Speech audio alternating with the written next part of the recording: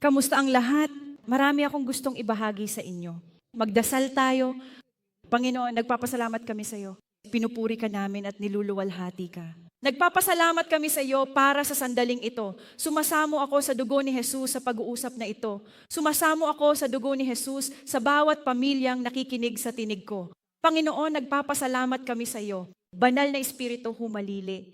Espiritu Santo, punuin mo ngayon ang lugar na ito ng iyong pananampalataya. Espiritu, kunin mo ang aking bibig at sabihin ang iyong salita. Sabihin ang iyong katotohanan, sabihin ang iyong paghahayag. Panginoon, nagpapasalamat kami sa iyo, pinupuri ka namin at niluluwalhati ka namin. Sa pangalan ni Jesus kami ay nananalangin. Amen at amen. Kaya ngayon, gagawin namin ang ikatlong bahagi. Sabihin ng lahat ang ikatlong bahagi. Ito ay bahagi ng 3 sa 10 ng aming serye ng pagpapagaling, The Healing Mastery. Pero gusto kong magsimula dito. And again, this has been burning in my heart, and Pastor Reese actually started something today na gusto kong ituloy.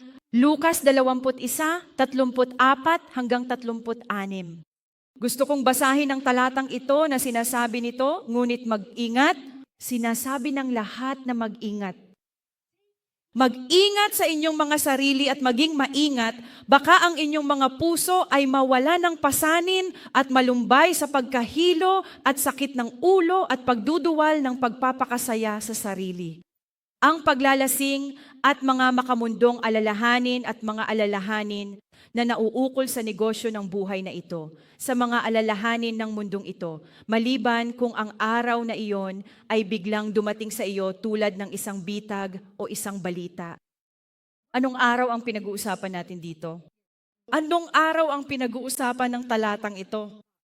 Pinag-uusapan natin ang pagdating ni Jesus, tama ba? Susunod na slide, mangyaring sinasabi nito, sapagkat ito ay darating sa lahat ng naninirahan sa ibabaw ng buong lupa. Manatiling gising at manood sa lahat ng oras. Sabi ng lahat manood. Manatiling gising. Wisdom Online, kung ikaw yon, i-type mo ito. Manood at manatiling gising. Tama. Ang sabi, manatiling gising at manood sa lahat ng oras. Maging maingat, matulungin at handa. Nagdarasal na magkaroon ka ng buong lakas at kakayahan at mabibilang. Accounted, karapat-dapat. Karapat-dapat na takasan ang lahat ng mga bagay na magkakasamang magaganap at tumayo sa harapan ng anak ng tao. Ngayon, bago ko simulan ang pakikipag-usap tungkol sa pagpapagaling, gusto ko talagang magsimula sa isang ito. At ito ay nag-aalab sa aking puso. Gusto kong gamitin ang oras na ito para ipaalala sa iyo. At ang sabi ng Biblia, dahil tayo ay nasa mga huling araw, alam mo ba yon? Sino dito ang nakakaalam na tayo ay nasa mga huling araw? Nasa mga huling araw na tayo? Tayo ay nasa huling panahon. Ang huling kahabaan. Sabi ng lahat, last stretch. Alam mo, kung ito ay nasa isang karera, makikita mo ang linya ng pagtatapos. Kung ikaw ay nasa isang karera, makikita mo ang linya ng pagtatapos. Kapag nakita mo na ang finish line, ano ang gagawin mo? Binagalan mo ba? Relax ka ba? Nagiging passive ka ba? Kukunin mo ang lahat ng lakas na mayroon ka sa loob mo, tama ba? Ang lahat ng enerhiya na mayroon ka sa loob mo at tumakbo sa linya ng tapusin. Alam mo, hindi ko alam kung gaano ka ka-update sa mga nangyayari sa mundo, pero makinig ka, malapit na tayo. Hindi ka maaaring maging isang maligamgam na Kristiyano sa mga huling araw na ito. Ang sabi ng Biblia, magbantay ka. Panoorin sa lahat ng oras. Apokalipsis 3, 15, 16, ang sabi, alam ko ang iyong mga gawa. Binabantayan ka ng Diyos, tama ba? Na hindi ka malamig o mainit. Nais kung malamig ka o mainit. Kaya nga, sabi ng Diyos, dahil ikaw ay, sabi ng lahat, maligamgam. Dahil maligamgam ka at hindi malamig o mainit, isusuka kita sa aking bibig. Ito ang tugon ng Diyos sa isang taong maligamgam. Sa isang tao na alam mo sa kompromiso marahil, sa spiritual slumber siguro, sa pagiging pasibo siguro, isang taong hindi nagugutom sa Panginoon. Isang taong hindi nagugutom sa kanyang presensya. Ang sabi ng Diyos, mag-ingat ka. Isusuka kita sa bibig ko. Sabi ng lahat, walang middle ground. Kailangan mong maunawaan ito. Walang gitnang lupa sa Diyos.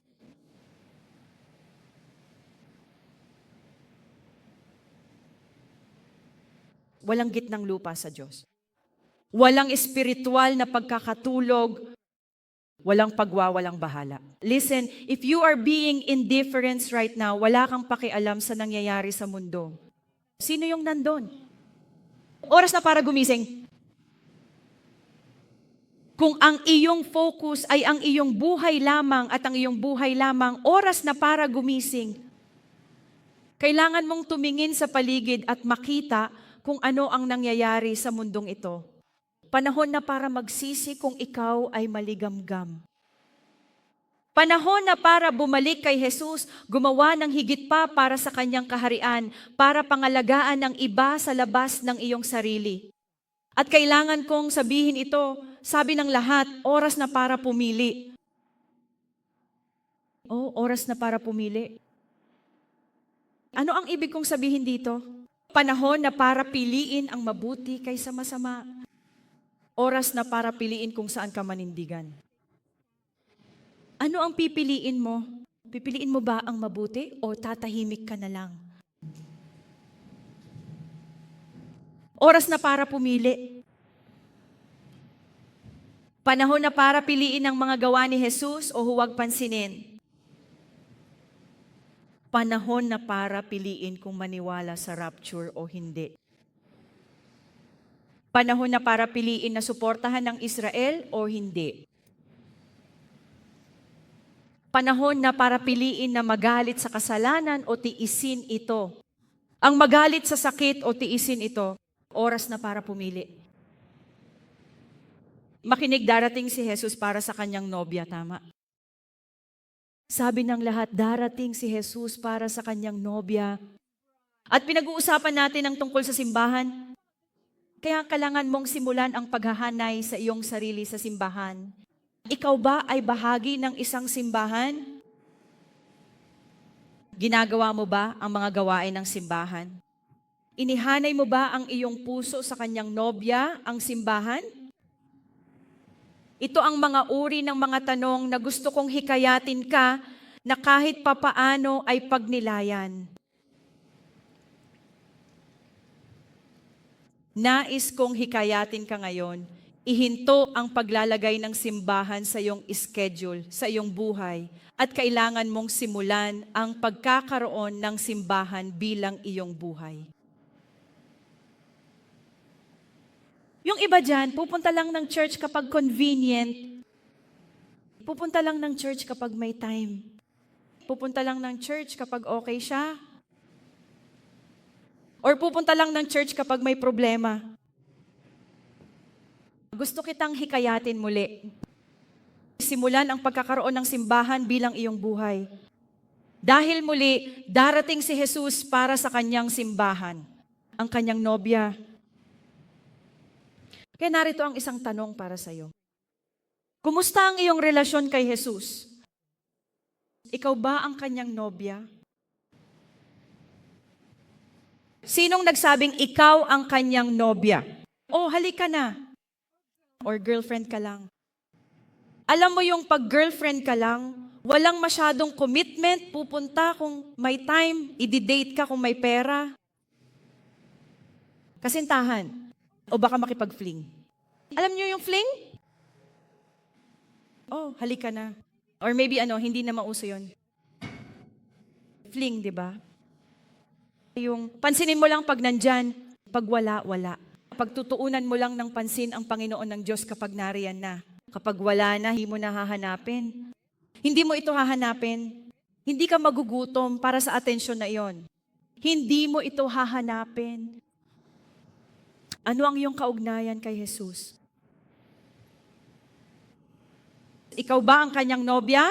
Ikaw ba ay kumikilos tulad ng kanyang nobya? Dahil darating siya para sa kanyang nobya, hindi para sa kanyang kasintahan, hindi para sa isang kafling. Gising na ba kayo? Minanamnam.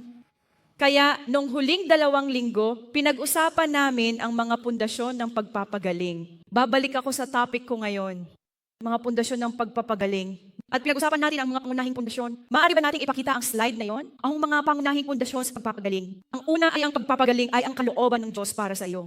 Oo. Ang pangalawa ay ang iyong pagpapagaling ay tapos na.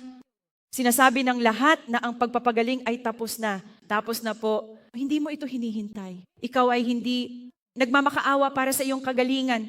Ang pangatlo ay ang sakit ay ang iyong kaaway. Dapat ganyan ang ugali mo. Dapat galit ka sa sakit. Ang sakit ay hindi isang bagay na pinahihintulutan mo, na pinapanatili mo, na binibigyang katwiran mo sa iyong buhay. At saka syempre, number 4, healing is your divine right. Kaya ito ang 4 na pundasyon na aming itinatag. Ang kayong gusto kong magpatuloy dito. At makinig ka, isang paalala, kung ikaw ay may sakit ngayon, kailangan kong maunawaan mo ang 4 na bagay. Ilan? 4 na bagay? Ang una ay walang pagkondena, okay?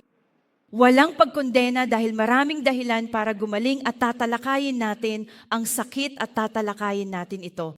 Ang una ay walang pagkondena. Ang pangalawa ay ang iyong sakit ay hindi kasalanan ng Diyos. Kailangan mong maunawaan niyon, tama? Ang iyong karamdaman ay hindi kasalanan ng Diyos. Hindi binigay ng Panginoon ang sakit sa'yo. Number 3 na kailangan mong maunawaan, may dahilan, may dahilan. May dahilan kung bakit ka nagkasakit. May dahilan ang sakit mo. At ang pang-4 ay may kagalingan para sa iyo. Tama? May kagalingan para sa iyo. Hindi tulad ng testimonya na napanood natin ngayon. Hindi mahalaga kung sabihin ng doktor na wala kang anumang kagalingan. It doesn't matter if your neighbor says, alam mo yung nagkasakit ng ganyan yung kapitbahay ko, namatay siya. Hindi mahalaga.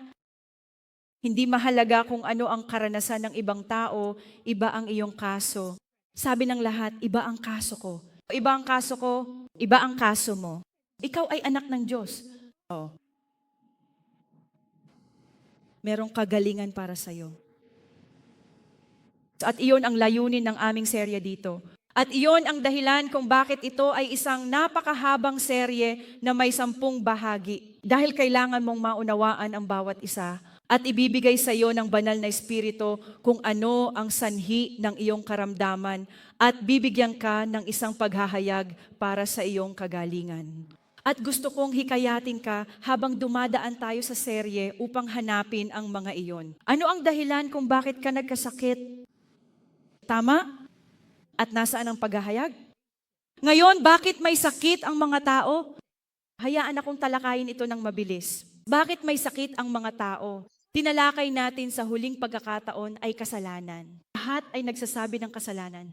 At makinig, hindi namin pinag-uusapan ang kasalanan ng pagkukulang dito. Alam mo ang mga kasalanan na hindi mo, ang mga bagay na hindi mo ginagawa, tama? Pinag-uusapan natin ang kasalanan ng paghihimagsik. Lahat ay nagsasabi ng rebellion. Kapag sinabi kong kasalanan ng paghihimagsik, ito ay isang tao na kapayapaan. Ang paggawa ng isang bagay na kilalang kasalanan. Alam mong meron kang ginagawa na mali. Ito ay isang tao na sadyang nasa patuloy na pagsuway at paglabag sa mga utos ng Diyos. Alam mong may kasalanan kang ginagawa pero tinutuloy mo pa rin. Ito ang kasalanan na pinag-uusapan natin. Yun ay maring ka na pagpapatawad. Maring yun po ay isang sexual na kasalanan. Pagiging makasarili, kung ano man iyon, tama ba? At makinig, ang kasalanan ay isang bukas na pinto sa kaaway. Ang kasalanan ay nagbibigay ng legal na karapatan sa kaaway na dumating sa iyong buhay at magdala ng sakit, problema sa pananalapi, mga isyu sa relasyon sa iyong buhay. Ano ang sinabi ni Jesus sa lalaki sa tabi ng pool ng Bethesda na pag-usapan ito? Matapos siyang pagalingin, sinabi sa Juan 5:14, kita nyo, gumaling ka. At saka ano pa? Sabi niya, huwag ka nang magkasala. May connection, di ba? May connection ang kasalanan at sakit. Sinasabi sa Roma 6:16, hindi mo ba nababatid na ikaw ay naging alipin ng anumang pinili mong sundin? Maaari kang maging alipin ng kasalanan na humahantong sa kamatayan. O maaari mong piliin na sundin ang Diyos na humahantong sa matuwid na pamumuhay. Ngayon, napakalinaw na ang kasalanan ay humahantong sa emosyonal na kamatayan, mental na kamatayan, pisikal na kamatayan sa ating buhay. Malinaw ang Biblia. Ngayon, numero 2, muli pinag-uusapan natin kung ano ang mga dahilan ng pagkakasakit. Bakit tayo nagkakasakit? Bakit tayo nagkakasakit? Tama? Ang pangalawa ay natural na sanhi. Hindi natin may iwasan yon. Bakterya, virus, tama ba? Na-aksidente siguro. O baka ikaw ay isang taong hindi nag-eehersisyo sa loob ng 5 taon. Tapos nag-gym ka, tapos nag-ehersisyo ka ng 5 oras, nagbubuhat ng timbang, di ba? Ano ang mangyayari sa iyo kung gagawin mo yon? Masakit ang katawan mo, tama ba? Muli, natural na dahilan. May nagawa ka. May nagawa ka sa katawan mo. At naging dahilan ng pagkakasakit mo. Pangatlo, nabubuhay sa nahulog na mundong ito. Dahil tayo ay nabubuhay sa mundong ito, dahil tayo ay napapaligiran. Kaya ang kapaligiran ay isa, tama? Napapaligiran ng mga bagay, napapaligiran ng mga taong hindi mananampalataya. Maaari kang maapektuhan ng mga bagay na iyon, maimpluwensyahan ng mga bagay na iyon, di ba? Marahil ay nasa isang relasyon ka sa mga taong hindi tama para sa iyo. Maaari rin itong magdala ng sakit. Kaya muli, nabubuhay sa makasalanang mundong ito. Ngayon, makinig ka kung may mga bagay sa natural, mga bagay na ginagawa mo na nakakasakit sa iyo, maaaring kasalanan, maaaring mga bagay na ginagawa mo na nakakasira sa iyong katawan. Ano ang solusyon? Itigil ang paggawa ng mga bagay na yon. Simple lang, tama? Alam kong hindi madali para sa ilan sa inyo, pero simple lang. Itigil ang paggawa ng mga bagay na yon.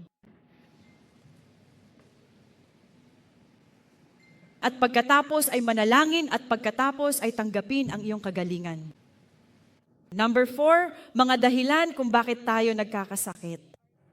Pag-atake ng demonyo. Alam mo sa Biblia, ipinakita ito ni Jesus, tama ba? Halos kalahati ng kanyang mga pagpapagaling ay dahil sa pag-atake ng demonyo. Ngayon, maaaring mali ako dito, ngunit para sa akin, ito ang pinakamadali. Sinasabi ng lahat na pinakamadali. Naniniwala ako na ito ang pinakamadaling malampasan. Kailangan mong maunawaan ang iyong autoridad bilang isang mananampalataya. Tama ba? Kailangan mong maunawaan ang salita at pagkatapos ay utusan ang sakit na umalis at ito ay tapos na. Yun lang. Alam mo kung minsan ito ay konektado sa kasalanan, kaya kailangan mo ring lumayo sa kasalanan. Pero number 4 yan. At makinig, tatalakayin natin ang mga bagay na ito ng detalyado sa serye. Okay? Ngunit ang panglima ay ang gusto kong pagtuunan ng pansin ngayon. Ang panglima ay sabi ng lahat, kamangmangan. Kamangmangan. Kamangmangan sa katotohanan. Makinig, ang kamangmangan ng bawat tao ay ang kanyang bundok. Ang sabi ng lahat ay bundok. Simbahan, gaya ng sinabi ni Pastor Reese, finances is not your problem. Hindi naman. Hindi mo problema ang sakit. Ang kamangmangan ay ang iyong bundok. Ang kamangmangan ay ang iyong problema. Kamangmangan sa salita. Kamangmangan sa katotohanan. Tama. Napag-usapan natin ito sa Efeso 1. Sabi nito, kailangan mong malaman ang totoo. Dapat mong malaman ang tawag na inilagay ng Diyos sa iyong buhay. Dapat mong malaman kung sino ang Diyos. Dapat mong malaman kung ano ang ibinigay na sa iyo ng Diyos. Yung inheritance, yung promises ni God sa buhay mo. Dapat alam mo. Tama? Dapat mong malaman ang lahat ng mga bagay na ito. Kailangan mong malaman kung sino ka, ang iyong posisyon sa Christian. Kolosas 1:13 sinasabi nito, iniligtas niya tayo sa kaharian ng kadiliman at inilipat tayo sa kaharian ng kanyang mahal na anak. Kinabukasan ba ito o nakaraan? Yung isa hindi sigurado. Kinabukasan ba ito o nakaraan? Ito ay isang tapos na deal para sa iyo. Kung tinanggap mo si Jesus bilang iyong Panginoon at tagapagligtas, ang sabi ng Biblia ay ginalaw ka ng Diyos. Inilipat ka mula sa kadiliman patungo sa kanyang kaharian. Sabi ng lahat, magandang balita iyon. Ikaw ay kabilang sa kaharian ngayon. Pero makinig ka, nasa iyo talaga kung gusto mong ipagpatuloy ang pagbabalik sa dilim. Ito ay iyong pinili, ngunit inilipat ka na ng Diyos sa kanyang kaharian. At makinig, ang salitang kadiliman dito mismo ay hindi limitado sa masasamang bagay. Ang salitang kadiliman sa talatang ito ay nagsasalita tungkol sa iyong kamangmangan sa mga banal na bagay. Ang lahat ay nagsasabi ng kamangmangan sa mga banal na bagay. Ito ang kadiliman talaga na nga. Ito ay ang iyong kamangmangan sa mga banal na bagay. Ito ang inaasahan ni Satanas, na mananatiling ignorante ka. Sa Tagalog, very ignorante. Ngayon makinig ka, kahit na ikaw ay naligtas, siya ay umaasa na ikaw ay manatiling mangmang sa mga banal na bagay. Kahit na tinatawag mo ang iyong sarili na isang Kristiyano, si Satanas ay talagang umaasa sa iyong pananatiling ignorante. Di mo alam. Ito ang kalamangan ni Satanas sa iyo. Siya ay umaasa na patuloy kang maging ignorante sa kalooban ng Diyos para sa iyo, sa puso ng Diyos para sa iyo, na nais ng Diyos na gumaling ka. Umaasa siya dyan. Nagbibilang siya, umaasa siyang patuloy mong makikita ang iyong sarili na parang isang maliit na uod, parang isang kawawa at walang silbi, parang isang napakaliit na tipaklong. At hindi karapat-dapat sa anumang mabuti. Sino nandyan? Sabi ng lahat, wala. Wala dito. Siya ay umaasa sa iyo, tama, ikaw at umaasa na maaari kang magpatuloy sa pagturo sa ibang mga tao. Sinisisi ang iba tungkol sa iyong sitwasyon, tungkol sa iyong karamdaman, tungkol sa iyong kalagayan. At hindi makita ang kaaway bilang salarin. Umaasa siya dyan. Siya ay umaasa na hindi mo nakikita ang Diyos kung sino siya at hindi mo nakikita ang pangako ng kagalingan sa iyong buhay. Iyon ang inaasahan niya. Ngayon, ilan lang ito sa mga blinders na gustong itago ng kaaway sa iyong mga mata para panatiling kang ignorante. Sabi ng lahat, hindi ako yon. Wisdom Online, itype ito pababa. Dahil muli kamangmangan ng iyong bundok. Ngayon, muli nating ipakita ito. Bakit may sakit ang mga tao? Summary lang ha. Kasalanan, likas na sanhi, pamumuhay sa makasalanang mundong ito, pag-atake ng demonyo at kamangmangan sa katotohanan, hayaan akong tumutok sa numero 5. At marahil ay nagtatanong ka, Pastor Celeste, paano ko malalaman kung alin? Paano ko malalaman kung alin sa mga ito ang sanhi ng aking karamdaman? Sinong may tanong na ganyan? Tara na. Okay, hindi namin sasagutin yon. Paano mo malalaman? Manalangin at humingi sa banal na espiritu. Lord, ano po ba ang dahilan ng sakit na ito? Panginoon, ano ang dahilan kung bakit hindi ko natatanggap ang aking pagpapanumbalik ngayon? pag-usapan muli ang tungkol sa kamangmangan.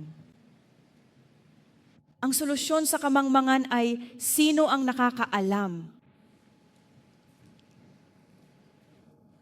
Kaalaman. Sinasabi ng lahat ng kaalaman. Linggo-linggo yan si pastor, no? Kaalaman. Oseas 4:6. Gagamitin ko ang paborito niya Bible verse dito. Bayan ko'y nawasak, kakulangan ng kaalaman. Mga tao ko'y may sakit. Nasaan ang slide ko? Oseas 4:6. Ang aking mga tao ay nawasak para sa... Yung sa aking mga tao ay may sakit dahil sa kakulangan ng kaalaman. Ang aking mga tao ay nasa kahirapan dahil sa kakulangan ng kaalaman.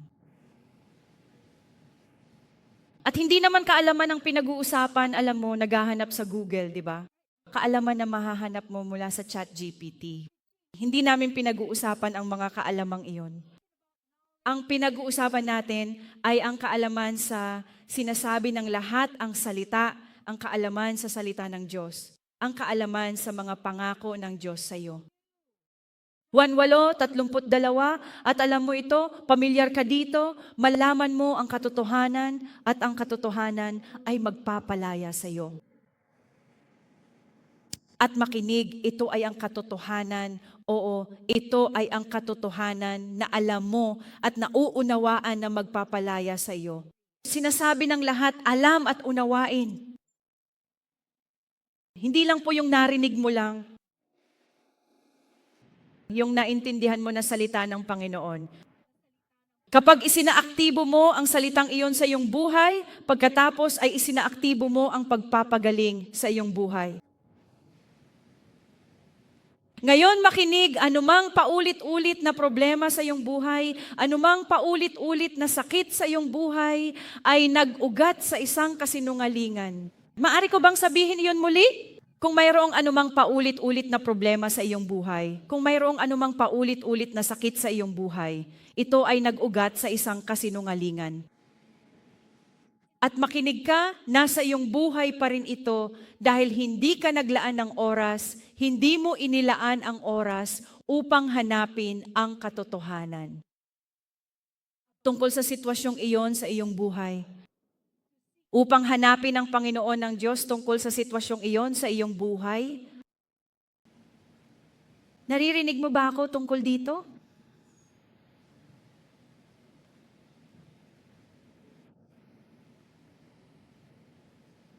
Sa Isaiah 33:5-6 sinasabi, ang Panginoon ay dakila, tumatahan sa kaitaasan. Pinuno niya ang Siyon ng katarungan at katuwiran. And gusto kong i-highlight ito. Sinasabi nito, karunungan at kaalaman ang magiging katatagan ng iyong panahon.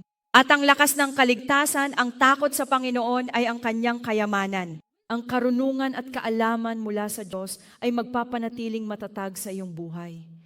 Matatag sa iyong katawan, matatag sa iyong kalusugan. Matatag sa iyong pananalapi, matatag sa iyong mga relasyon. Matatag sa bawat aspeto ng iyong buhay. Kailangan mo ng karunungan at kaalaman mula sa Diyos. Huminto ka sa paghahanap ng karunungan at kaalaman, darating ang kawalang tatag. Dumarating ang pagyanig. Ito ay espiritual na batas lamang. Gawan Pedro 1:2 sa kawar, ang biyaya at kapayapaan ay mapasa inyo sa pagkakilala sa Diyos at kay Jesus na ating Panginoon, na sa kanyang banal na kapangyarihan ay ibinigay ang lahat ng bagay. Sabi ng lahat-lahat ng bagay. Meron bang tinira ang Panginoon sa iyo? Mayroon bang anumang bagay na ipinagkait niya sa iyong buhay? Meron bang hindi niya na ibibigay?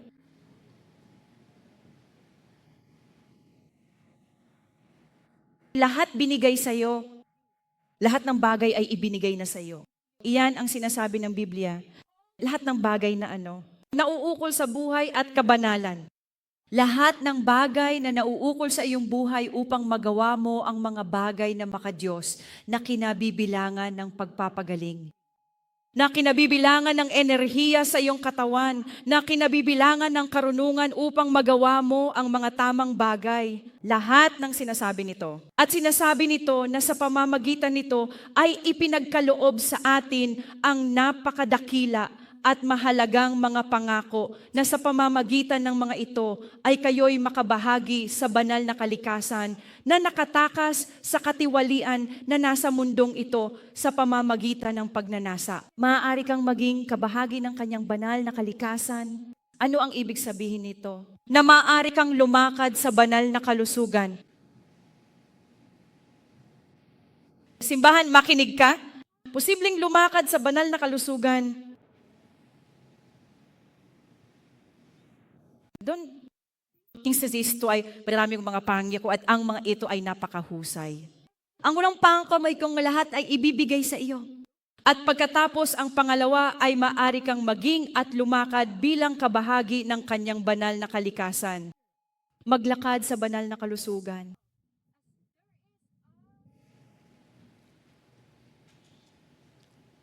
May kinakailangan. Ano ang kinakailangan? Sinasabi nito sa pamamagitan ng kaalaman. Sinasabi ng lahat ng kaalaman. Sa pamamagitan ng kaalaman sa Kanya, sa pamamagitan ng kaalaman mula sa Kanyang Panginoon, maaari kang lumakad sa banal na kalusugan. Maaari bang sabihin ng lahat ang amen? Dahil marami sa atin ang naghahanap ng kagalingan, ngunit hindi mo hinahanap ang Panginoon. Hindi mo hinahanap ang Panginoon para sa pagpapagaling. Kawikaan 4:20 hanggang 22, sinasabi, Anak ko, bigyang pansin aking salita, ikiling mo iyong tainga sa aking salita. Huwag mong pabayaan na mawala ito sa iyong mata. Ingatan mo sila sa gitna iyong puso, sapagkat sila'y buhay sa nakakasumpong nito at kalusugan sa kanilang buong laman. Palalawakin ko talatang ito at sabi, bigyang pansin aking salita. Ano natin? Anong mga salita ang pinag-uusapan natin dito? Dalawang bagay. Nakasulat na Panginoon ng Diyos ang Biblia, tama ba? O tawagin mo itong logos. O at ang sinasalitang Panginoon ng Diyos.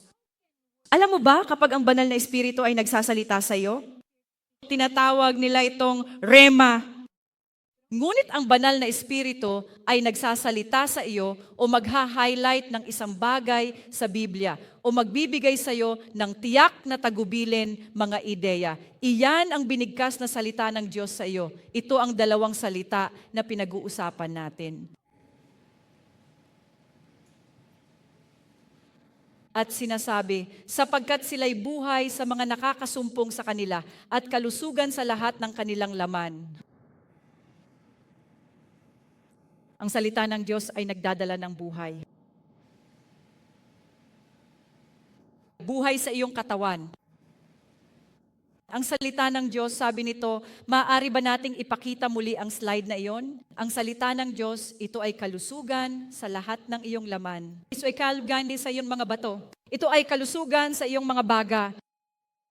Ito ay kalusugan sa iyong mga binti, sa iyong puso, sa iyong atay. Ito ay kalusugan sa iyong mga tainga, sa iyong bibig. Ito ay kalusugan sa bawat organ sa iyong katawan. Ang salita ng Diyos ay kalusugan. At makinig sa sandaling basahin mo ang salita at magsalita ka ng salita. At ang salita ay pumasok sa iyong katawan, papasok sa iyo, pinapagana nito ang bawat selula ng iyong katawan. Pinapagana nito ang bawat ugat, bawat kalamnan, bawat buto, bawat bahagi ng iyong katawan at binabago ka nito. Sabi ng lahat, transform. Binabago nito ang iyong katawan. Iyan ang kapangyarihan sa salita. Maari ba nating ipakita muli ang slide na iyon? Ang mga awit 4:20 hanggang 22. Ang salitang ito ay kalusugan. Alam mo kapag nabasa mo ang slide na yon, sapagkat sila'y buhay sa mga nakakasumpong sa kanila at kalusugan sa kanilang buong laman. Alam mo, itong salitang kalusugan sa salitang Griego, sabi nito, ito ay nangangahulugang gamot. Ang sabi ng lahat ay gamot. Ang salitang ito ay kalusugan. Oops, ayan na tayo. Kalusugan. Ang ibig sabihin nito ay gamot. Ibig sabihin ay lunas. Sa orihinal na salitang Griego. Kaya talagang mababasa natin ang slide at masasabing sila ay buhay sa mga nakakahanap nito at gamot at lunas sa lahat ng iyong laman. Pinag-uusapan natin ang salita ng Diyos. Simbahan, makinig, ang salita ng Diyos ay gamot. Literal. Dahil iyon ang orihinal na salitang Griego ng salitang ito na kalusugan. Ang salita ng Diyos ay isang gamot para sa lahat ng layunin, para sa lahat ng uri ng sakit. Ito ay isang all-purpose na gamot para sa anumang uri ng sakit sa iyong katawan, para sa anumang uri ng sakit, para sa anumang allergy, para sa anumang uri ng kawalan ng timbang sa iyong katawan. Ang salita ng Diyos ay gamot.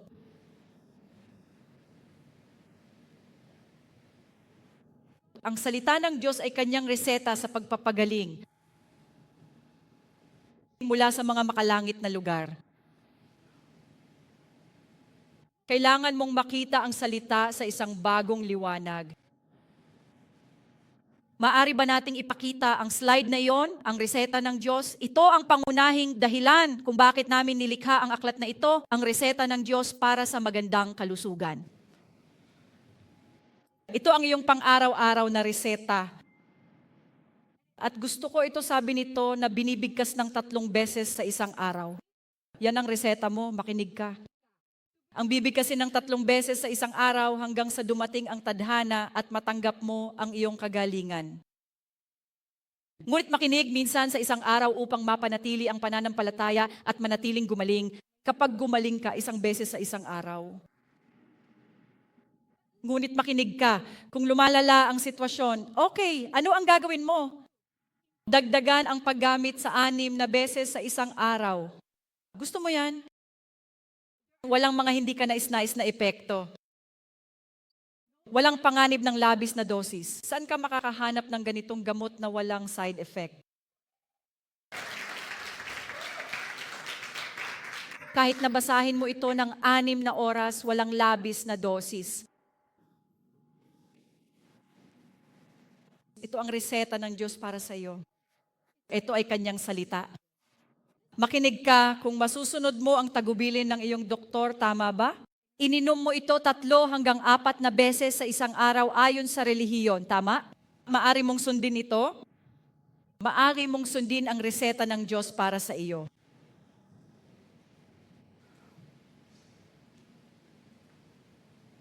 Mga awit 107-20, sinasabi nito, ipinadala niya ang kanyang salita. At pinagaling sila. Sinabi ba ng Diyos na ipinadala niya ang kanyang gamot mula sa mercury na gamot at pinagaling ang mga ito? Ngayon, makinig at makinig sa akin tungkol dito at bigyang pansin. Nagpapansin ka ba? Hindi ko sinasabing itigil mo ang pag-inom ng mga gamot mo, okay? Hindi ko sinasabing itigil ang pag-inom ng iyong mga gamot dahil nariyan ang mga gamot. Pag-uusapan natin ang mga praktikal na bagay mamaya sa serye. Bahagi ba iyon ng mga praktikal na bagay na maaari mong gawin? Basta, sabi ng lahat, basta. Ito ay pinangungunahan ng banal na espiritu para gawin mo. Hindi pinamunuan ni pastora. Ngunit pinangunahan ng banal na espiritu para sa iyo na gawin o hindi gawin. Makinig, magsisimula ang kagalingan sa sandaling sabihin mo ang salita ng Diyos mula sa iyong bibig ng may pananampalataya. Sabi ng lahat ng may pananampalataya. Well, hindi lang basta umamin ka pero wala kang pananampalataya. Ito ay kailangang lumabas sa iyong puso ng may pananampalataya. Ang sabi ng Biblia, Exodo 15:26, sapagkat ako ang Panginoon na nagpapagaling sa iyo. Sino ang nakakatanggap nito? Sabi ng Biblia, sabi ng Diyos, ako ang Panginoon na nagpapagaling sa iyo. Makinig simbahan, sinasabi niya na ako ang iyong personal na manggagamot. Ako ang iyong personal na doktor. Ang ilan sa inyo ay may sariling mga doktor. At muli, hindi ako nagsasalita laban dito. magkaroon ng sariling doktor. Ngunit siya ang iyong tunay na manggagamot. Siya ang iyong ultimate healer. Ipagpatuloy natin ang Kawikaan 4:20 hanggang 22. Muli, basahin natin ito. Anak ko, bigyan mo ng pansin ang aking mga salita. Ang unang bahagi ng iyong reseta ay upang bigyang pansin ang kanyang mga salita. Sabi ng lahat, bigyan mo ng pansin. Ano ang ibig sabihin nito? Bigyang pansin ang kanyang salita. Lumikha ng oras para sa salita. Hindi yung pag naalala mo lang sa kakamagbabasa ng word. Lumikha ng oras. Lumikha ito sa iyong schedule para basahin ang salita ng Diyos. Maaring 30 minuto, maaring 1 oras araw-araw, kahit anong magagawa mo, 10 minuto, di ba? Magbayad ng pansin, lumikha ng oras, maging intentional. Sinasabi ng lahat na sinasadya. Ilagay mo ito sa iyong schedule kung paano mo ito sinasadya. Maging intentional sa salita at alam kong hindi ito madali sa napakaraming distractions. Tama, pero sabi ng Biblia, bigyang pansin ang salita ng Diyos, kailangan ng pangako, kailangan ng espiritual na disiplina para magawa ito. Ngunit kung gusto mong inumin ang iyong gamot at matanggap ang iyong kagalingan, bigyang pansin ang salita, ano ang gagawin mo kapag nabasa mo ang salita? Sabi ng lahat, humanap. Kapag nabasa mo ang salita, hindi ka lang nagbabasa, naghahanap ka, may hinahanap ka. Mateo 7:7 hanggang 8, ang sabi, humingi at ito ay ibibigay sa iyo. Humanap at makikita mo. Kapag naghanap ka, sabi ng Biblia, ang pangako ay makikita mo ito. Hahanapin mo ito. Ano ang hinahanap mo? Hanapin ang salita ng Diyos tungkol sa iyong sitwasyon, tungkol sa iyong partikular na kalagayan, tungkol sa karamdaman, tungkol sa sakit sa iyong katawan. Sinadya mo, partikular na naghahanap ng isang bagay para sa solusyon. Yun ang hinahanap mo. Masasabi ba ito ng lahat? May isang salita para sa bawat sitwasyon. Para sa bawat sitwasyon. At sabihin ito, mayroong isang salita para sa bawat sakit. Para sa bawat sakit. May salita sa bawat sitwasyon. Mayroong talata sa Biblia para sa bawat karamdaman. Gusto kong marinig mo ako sa isang ito. Kung ito lang yung matatandaan mo today, happy na ako. Habang binabasa mo ang salita, habang binabasa mo ang Biblia, kailangan mong tanungin ang banal na espiritu, ano ang talata ng Biblia para sa aking partikular na sitwasyon? Ano ang talata ng Biblia na itinampok sa akin ng banal na espiritu para sa partikular na karamdamang ito upang ako ay gumaling dito? At makinig ka, hindi palaging sa pamamagitan ng iyong mga guhitan, ako ay gumaling. Bagaman maaaring isa iyon. Ang sinasabi ko, huwag mo lang kopyahin ang sinabi ng katabi mo. Tama? Huwag mo lang kopyahin ang isinulat ng iyong seatmate sa simbahan. Ang sinasabi ko ay kailangan mong tanungin ang banal na espiritu partikular na talata sa Biblia para sa iyong partikular na sitwasyon. Gusto kong ibahagi ito dahil nagkaroon ako ng season na ito sa aking buhay at malamang na mga tao na ang nakalipas. Nung ako ay feeling so down and I was asking the Lord, Lord, can you give me a word? And then the Lord gave me this word in number 6:24-26. Sino dito ang pamilyar sa talatang ito? Alam mong napakasarap na sabi nito, na pagpalain ka at ingatan ka ng Panginoon at sinabi ko ito sa aking sarili, ng tama na pagpalain ka ng Panginoon na ipagbili at ingatan ka at paliwanagin ang kanyang mukha sa iyo at maging mapagbiyaya sa iyo. Itaas ng Panginoon ang kanyang mukha sa iyo at bigyan ka ng kapayapaan, bigyan ka ng shalom. Ang kapayapaan ay shalom. Pinag-uusapan natin ang tungkol sa kapayapaan, katahimikan, pagpapanumbalik, pagpapagaling. Kaya paulit-ulit kong binibigkas ang mga talatang ito araw-araw. Kahit nasa labas ako, kahit nag-grocery, kahit may ginagawa sa bahay. I was speaking it, binubulong ko sa sarili ko, di ba?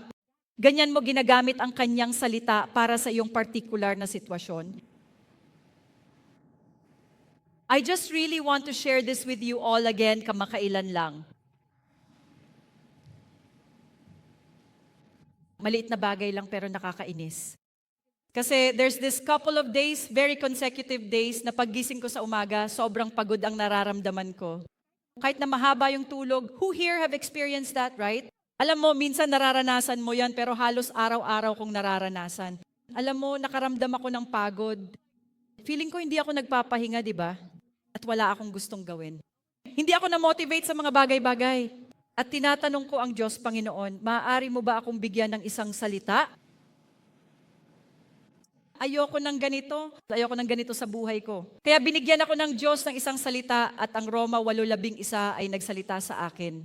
Tama? At ito ang sinasabi, kung ang Espiritu niyaong bumuhay kay Jesus mula sa mga patay ay nananahan sa loob ninyo, siya na bumuhay kay Kristo mula sa mga patay ay magbibigay buhay din sa inyong mga katawang may kamatayan sa pamamagitan ng kanyang Espiritu na nananahan sa inyo. Ito ang tiyak na talata ng Biblia para sa aking partikular na sitwasyon. Muli, mayroong isang salita para sa iyong sitwasyon. Kaya ako ang nagsasalita nito. Inamin ko ito. Pinagnilayan ko ito. Pinag-aaralan ko ito. Sabi ng lahat mag-aral. So hindi mo lang siya babasahin, aaralin mo siya. At kaya ko nalaman nang tingnan ko ito, itong salitang buhay, ito ay buhay sa inyong mga mortal na katawan. Maaari ba nating ipakita ang slide na yon? Sinasabi nito kung ano ang kahulugan ng buhay. Revitalize ang sabi. Ito ay upang pasiglahin, pukawin, pasiglahin ang espiritual na kapangyarihan, ibalik ang buhay, palakihin ang buhay, upang magbigay ng bago at mas malalaking kapangyarihan ng buhay. Wow. Kaya't sinasabi ko ito at sinabi ko, Panginoon, binibigyan mo ng buhay ang aking katawan. Ikaw ang nagbibigay buhay sa aking kaluluwa. Bilisan mo, binuhay mo ito. Pinapalakas mo ang aking katawan. Gisingin mo ito, pinapataas mo ang aking espiritual na kapangyarihan. Ibinalik mo ang aking katawan, binibigyan mo ito ng bago at mas malalaking kapangyarihan. At sinasabi ko lang iyon at inaangkin ko ito sa aking buhay. Ganyan mo pagninilay-nilay at pag-aaral at pagganahin ang salita ng Diyos sa iyong buhay. Kaya simbahan, hayaan mong tanungin kita, anong salita ang iyong pinaninindigan ngayon? Anong partikular na salita ang iyong pinaninindigan para sa iyong partikular na sitwasyon ngayon?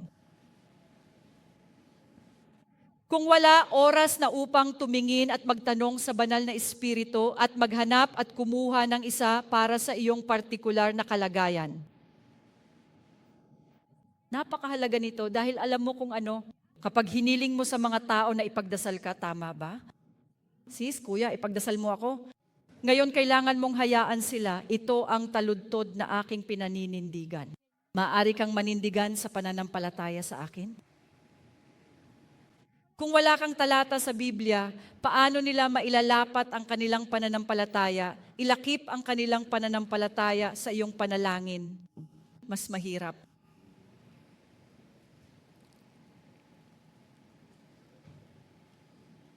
Kasama ka ba? Sabi ng lahat, may sariling salita ang bawat sakit na nararamdaman. May salita para sa bawat sakit. Hanapin mo. May pastor na sinusundan ko. At natuto ako sa... At sinabi niya ang kwentong ito tungkol sa kanyang buhay. Isang araw nang papunta na siya sa kanyang opisina, nakatanggap siya ng tawag tungkol sa kanyang anak. At ang kanyang anak na babae ay nasa isang na-aksidente siya, tama ba? At siya ay sa isang masamang sitwasyon. Kaya isinugod siya sa ospital. Ngayon, kung ikaw iyon, ano ang susunod mong gagawin? Nagda-drive ka. Ano ang gagawin mo bilang isang ama? I was thinking about this situation and I was saying, you know what, dumiretso na ako sa ospital, tama? Ibig kong sabihin, iyon ang practical na bagay na dapat gawin, ngunit hindi ang pastor na ito. Dumiretso siya sa kanyang opisina, isinara ang kanyang pinto at nanalangin. Nanalangin para sa ano? Humingi siya ng banal na espiritu para sa isang paraan palabas. Humingi siya ng banal na espiritu para sa isang paraan palabas. At binigyan siya ng Diyos ng 3 talata sa Biblia. At isinulat niya ang mga talatang iyon sa Biblia. At pagkatapos noon, pumunta siya sa ospital. Ipinagtapat niya at ipinahayag ang mga talatang iyon sa Biblia sa kanyang anak na babae. At gumaling ang kanyang anak na babae at gumaling at nabuhay. Nakikita mo madalas, hinihimok tayo ng ating emosyon at gumagawa ng praktikal na bagay.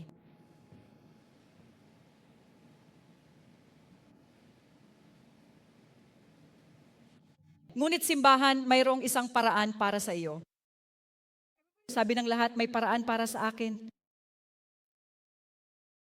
Kailangan mo lang maging handang hanapin ang Diyos. Panginoon, ano ang aking daan palabas? Panginoon, ano ang salita para sa akin?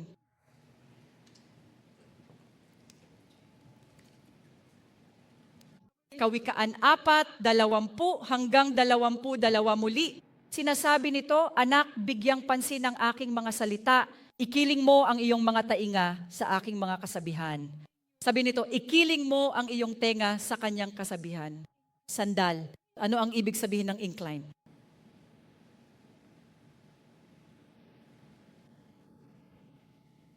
Ano yan sa Tagalog? Ibigay? Tama? Ibigay? Ibigay mo yung...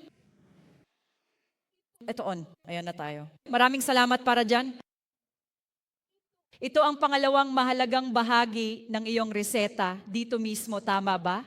Ngunit makinig ka ng mabuti kung ano ang iyong patuloy na pinapakinggan sa araw-araw na batayan ay ang aking pangunahing tanong sa iyo at ito ay napakahalaga. Abala ka ba sa pagkiling ng iyong tainga sa salita ng Diyos o abala ka ba sa pagkiling ng iyong tainga sa telebisyon, sa musika, sa TikTok, sa YouTube, sa mga palabas, sa lahat ng mga bagay na ito? At nagtataka ka kung bakit hindi ka gumagaling. Sinabi ni Jesus sa Lucas 8:18, bigyang pansin ang iyong pakikinig. Bigyang pansin kung paano mo marinig. Pumunta ka ba dito at sinabi ni Jesus sa mga nakikinig sa aking turo, mas maraming pang-unawa ang ibibigay, mas maraming kaalaman, mas karunungan, di ba? Ngunit para sa mga hindi nakikinig, kahit ang inaakala nilang naiintindihan nila ay aalisin sa kanila. Makinig simbahan, pumunta ka ba dito para makinig? Nang may pananampalataya. Dahil sinabi ni Jesus, bigyang pansin ang iyong pakikinig. Pumunta ka ba dito na may pag-asang makatanggap mula sa Diyos upang matanggap ang iyong himala, upang matanggap ang iyong kagalingan? Para makatanggap ng supernatural? Bigyang pansin kung paano mo marinig.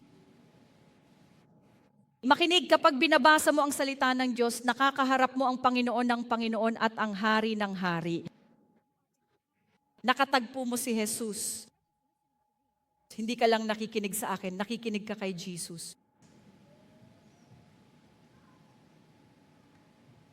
Sabi, ang pananampalataya ay nanggagaling sa pakikinig at sa pakikinig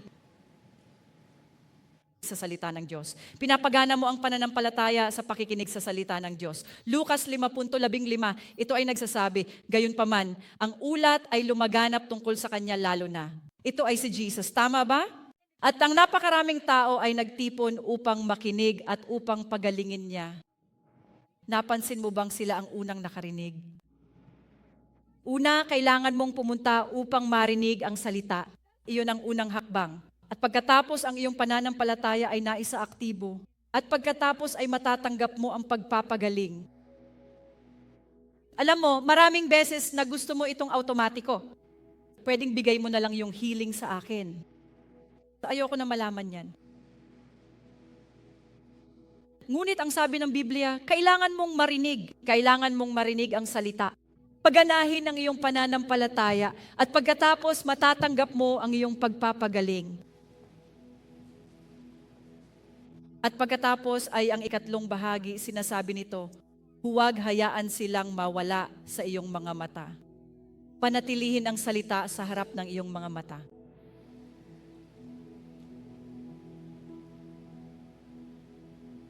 Tumingin ako sa oras ko. Marami pa akong iba.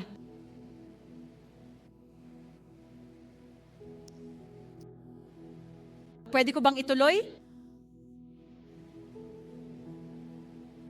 Alam ko minsan, naiintindihan ko yon.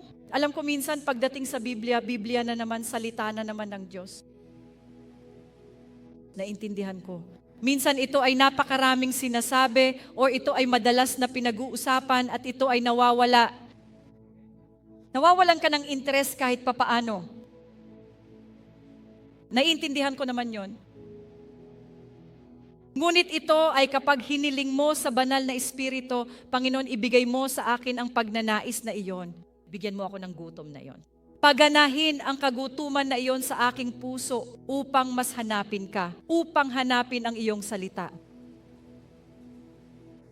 Ipagdasal mo yan. Paulit-ulit kong binasa yan.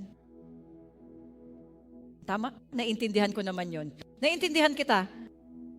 Ngunit kailangan mong hilingin sa banal na Espiritu, Panginoon, bigyan mo ako ng sariwang pagnanais. At alam mo, sa mga bilang kabanata 21, ito ay noong ang mga Israelita ay pupunta sa lupang pangako. Tama ba? At sila ay dumaraan sa ilang. At pagkatapos ay pumasok sila, ibig sabihin nagalit ang Diyos sa kanila. Dumating sa kanila ang paghatol.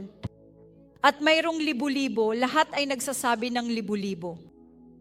Libu-libong ahas ang dumating sa kanila, nagsimulang kumagat sa kanila. Ngayon, isipin na lang ang larawang ito dito dahil hindi natin pinag-uusapan. Ilang mga Israelita, ang pinag-uusapan natin ay malamang na milyon-milyong tao ang nagtitipon sa ilang na may libu-libong ahas na dumarating sa kanila. Tama ba? Ganun ang senaryo. At binigyan ng Diyos si Moises ng tagubilin. Sinasabi nito, mga bilang 21.8, sinabi ng Panginoon kay Moises, gumawa ng isang maapoy na ahas at ilagay ito sa isang poste at mangyayari na ang bawat isa na makagat, kapag tiningnan niya ito, siya ay mabubuhay. Ito ang tagubilin ng Diyos sa mga Israelita. Pag tinignan mo yung pole na merong serpent, mabubuhay ka. Ngayon, sino dito ang makakaisip ng sitwasyon? Madali ba iyon? Kung mayroong libu-libong ahas na kumagat sa'yo, nakapalibot sa'yo, magagawa mo bang tumutok sa posting iyon? At makinig, hindi lang sulyap ang pinag-uusapan. Pinag-uusapan natin ang pagtitig. Ang salitang look na ito ay nagsasalita tungkol sa kailangan mong tumitig sa poste. Kailangan mong tumingin sa poste. At kapag ginawa mo ito, sinasabi ng Biblia na gagaling ka. Iyon ang pangako. At makinig, ito ay isang kwento ng isang uri at anino ni Jesus na nakabitin sa isang krus. Sa Juan 3:14-15 sinasabi, at bilang Moses, ito ngayon ay nasa bagong tipan, tama ba? Itinaas ni Moises ang ahas sa ilang, gayon paman. Dapat na ang anak ng tao ay itaas sa krus at ang sino mang sumampalataya sa kanya ay hindi mapahamak kundi magkaroon ng buhay na walang hanggan. Ngayon, naiintindihan ko na maaring hindi ito madali dahil sa napakaraming distractions sa ating paligid. Ngunit hinihiling sa atin ng Diyos na patuloy na tumingin sa Kanyang salita upang tumuon sa Kanyang salita. At kapag dumating ang karamdaman, para silang mga ahas na nangangagat sa iyo, nagbibigay ng sakit sa iyong katawan. Tama ba? Hinihiling sa atin ng Diyos na patuloy na tumuon sa Kanyang salita kahit na hindi ito madali. Kapag dumating ang sakit, alam mo malamang na Google mo ito. Malamang nakikipag-usap ka sa isang doktor, di ba? Ngunit sinasabi ng Biblia na patuloy kang tumitingin sa kanyang salita at ito ay magdadala ng buhay sa iyong katawan at ito ay magbibigay sa iyo ng buhay na walang hanggan. Makinig kung ang ahas sa poste ay makapagpapagaling. Nakatingin kay Jesus, ang salita ng Diyos ay magdadala ng buhay at kagalingan sa iyong mga katawan. Ngunit kailangan mong tumuon at tumingin at tumingin. At sa ika-4 na bahagi ng reseta na ito, pupunta lang ako ng mabilis dito, ay panatilihin ang mga ito sa gitna ng iyong puso. Panatilihin ang salita sa gitna ng iyong puso. Ikaw ang nagtatanong, Panginoon, ano pa ba ang magagawa ko? Panginoon, paano ko matatanggap ang aking kagalingan? Lord, paano ko i-activate ang healing sa katawan ko?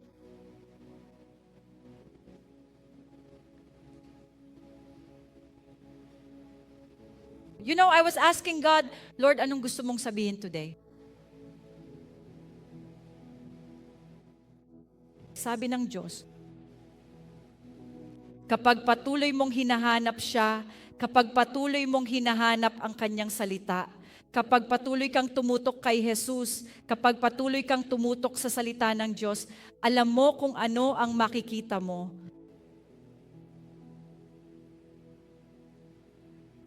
Mahahanap ka sa gitna ng kanyang puso. Makikita mo ito sa mismong gitna ng puso ng Diyos na puno ng pagmamahal. Nais ng Panginoon ngayon na malaman mo na mahal ka niya, na iniisip ka niya, na iniisip niya ang sitwasyon mo, na alam niya ang pinagdadaanan mo, na alam niya ang sakit.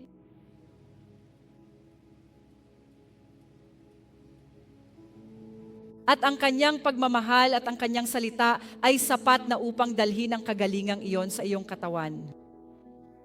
Kita mo, natatanggap mo ba ito ngayon, simbahan?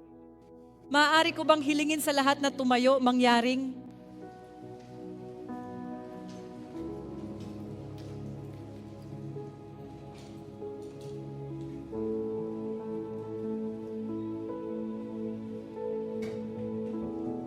Quiera va sera va va va va sera va va va.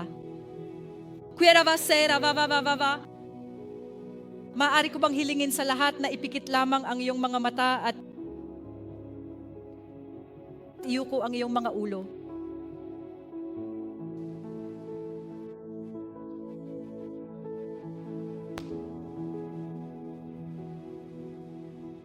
At ilayo mo lang ang iyong sarili sa mga distractions at mga alalahanin ng mundong ito.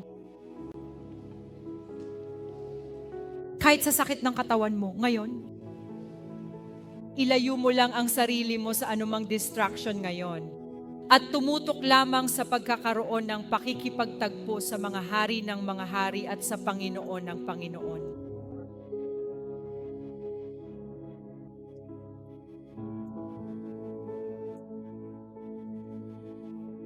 Ama, nagpapasalamat kami sa iyo.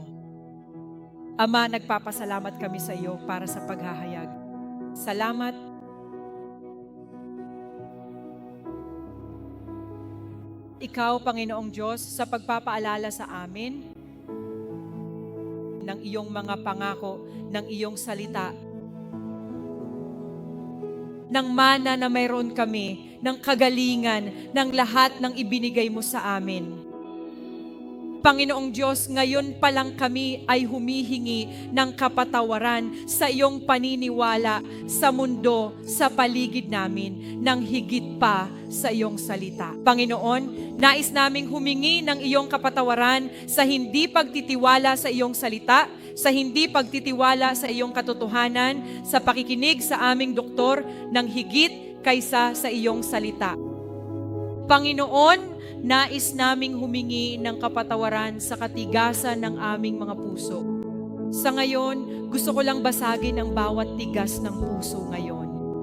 sa makapangyarihang pangalan ng ating Panginoong Hesus, bawat bulag na inilagay ng kaaway sa iyong mga mata, upang hindi makita ang kabutihan ng Diyos sa iyong buhay. Sinisira ko sila sa makapangyarihang pangalan ng ating Panginoong Hesus. Binasag ko ang katigasan ng iyong mga puso ngayon sa makapangyarihang pangalan ng ating Panginoong Hesus. Sinisira ko ang bawat kasinungalingan na pumipigil sa iyo upang matanggap ang kagalingan mula sa Diyos, upang matanggap ang iyong banal na kalusugan, upang matanggap ang pagpapagaling ng Diyos para sa iyong katawan sa makapangyarihang pangalan ng ating Panginoong Hesus. Sinisira ko ang bawat kasinungalingan na pinaniniwalaan mo ngayon. Sa ngayon, inaalis ko ang bawat bulag sa iyong mga mata. Sa ngayon, sa pamamagitan ni Jesus, ay isinaaktibo ko ang bawat pangako ng Diyos. Ang pangako ng Panginoon na nakalimutan mo na. Ang pangako ng Panginoon na hindi mo naunawaan dahil sa kawalan ng pananampalataya. Gusto kong buhayin ang salitang iyon. Ano man ang salita na sinabi ng Diyos sa iyo noon, binulong ka ng Diyos noon. I-activate ko ang mga salitang iyon sa buhay mo ngayon. Espiritu Santo, ipaalala sa kanila ang mga pangakong sinabi mo sa kanila noon. Panginoon, sariling, ipaalala mo sa kanila yung mga pangako mo sa kanila, Panginoon. Yung pangako ng kagalingan. Yung pangako ng pagpapanumbalik. Ang pangako ng pagpapalaya. Ang pangako ng pagtubos. Ang pangako ng proteksyon. Yung pangako ng pagtaas. Ang pangako ng kasaganaan. Lahat ng mga pangakong iyon, sinisira ko ang bawat kawalan ng paniniwala na pumipigil sa iyo na tanggapin ang mga pangakong iyon ng Diyos sa iyong buhay ngayon. Ngayon, sa makapangyarihang pangalan ng ating Panginoong Hesus, Espiritu Santo, apoy. Sa ngayon, apoy at bumaba sa iyong mga tao ngayon at hipuin ang bawat tao, hipuin ang bawat puso, hawakan ang bawat isip, hipuin ang bawat katawan na nagpapasakop sa iyo ngayon, o Panginoong Diyos. Bumangon ka na. Nakikita ko ang bawat katawan. Nakikita ko ang bawat bahagi ng iyong katawan na gumagaling, na naibabalik ngayon sa pangalan ni Jesus. Nakikita ko ang bawat isip na naibabalik na ngayon sa pangalan ni Jesus. Nakikita ko ang bawat bato na naibabalik ngayon sa pangalan ni Jesus. Bawat atay, bawat baga, bawat puso, bawat tiyan, bawat bituka ay naibabalik ngayon sa pangalan ni Jesus. Nakikita ko ang bawat organ, bawat balat na naibabalik ngayon. Ang Panginoong Jesus, ang iyong manggagamot ay hinihipo ang iyong katawan ngayon sa pangalan ni Jesus. Nandito siya ngayon. Hawakan ang iyong katawan. Pagpapanumbalik sa iyo ng kalusugan sa makapangyarihang pangalan ng ating Panginoong Jesus. Ruarbab. Sinasabi ng Biblia sa Efeso 1, at idinadalangin ko ito para sa iyo, na tanggapin mo ang karunungan, na tanggapin mo ang espiritu ng paghahayag, upang ang iyong puso ay maliwanagan, upang malaman mo kung gaano kabuti ang ating Diyos, upang malaman mo ang kanyang kalooban para sa iyong buhay, upang malaman mo ang kanyang tungkulin, ang kanyang banal na layunin para sa iyong buhay, upang malaman mo na ang iyong pagpapagaling ay isang tapos na, upang malaman mo na ang iyong mana ay ibinigay na sa iyo. Para malaman mo na ikaw ay nakaupo sa tabi mismo ni Jesus sa makalangit na mga kaharian, malayo sa itaas. Sabi ng lahat, ako ay nasa itaas. Ikaw ay higit sa lahat ng sakit, bawat pangyayari, bawat sakit na iyong nararanasan sa iyong katawan. Ikaw ay higit sa lahat ng mga bagay na iyon. at inihahayag ko ito sa iyo, ay ipinahahayag ko ito sa iyong pamilya sa makapangyarihang pangalan ng ating Panginoong Jesus. At kung ito ay iyong tinanggap, sabihin mo, Amen.